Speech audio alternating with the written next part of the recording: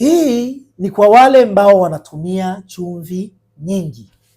Utakuta mtu anatumia chumvi nyingi, anapenda kuongeza chumvi, yani chakula anakiongezea chumvi, matunda anayaongezea chumvi, sawa, anahisi yuko salama. Ila kumbuka na kukumbusha kwamba hivi chumvi nyingi ni chanzo kikubwa cha presha.